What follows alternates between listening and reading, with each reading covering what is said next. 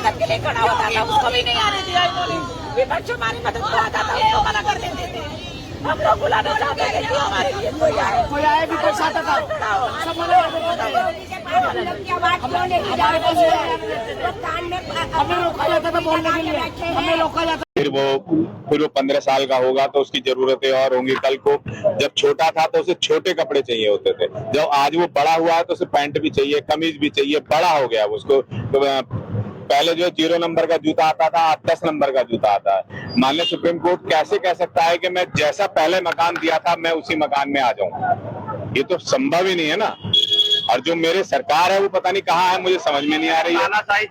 क्यों नहीं उन्होंने हमारा संज्ञान लिया, क्यों हमें मजदार में छोड़ दिया, क्यों हमारे बीवी बच्चे आज सड़क पर आ गए हैं, समझ में नहीं आ रही बात।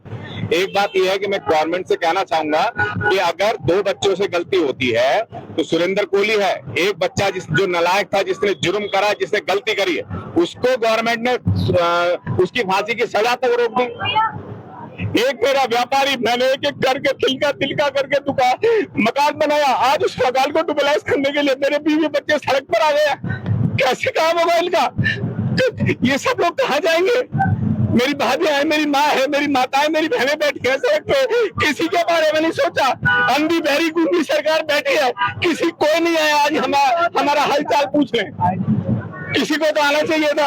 आखिर हमने कितना बड़ा गुनाह कर दिया, ऐसा क्या कर दिया भाई? दो औलादें होती है, एक से गलती हुई। सुरेंद्र कोहली सबको बताया कि उसने बच्चे मारे हैं, उसके बाद सुप्रीम कोर्ट ने उसकी सजा माफ करी है, और हम लोग यहाँ बैठे हुए धरने पर भी बैठे हैं, और हमने ऐसा कोई गुनाह नहीं करा, कोई ऐसा टैक्स नहीं है जो हम लोग नहीं देते हो। उसके बावजूद भी हमें आज सड़क पे ला दिया है, तो हम कहाँ जाएंगे? आज हमारे हाथ में कटोरा आ गया है, हम कहाँ जाएंगे? किसके आगे भीख मांगेंगे? सरकार ने आंखें बंद कर ली है, कान बंद कर लिया है। मेरे लिए तो रास्ता सिर्फ मौत के अलावा कोई रास्ता मेरे सामने नहीं छोड़ा है।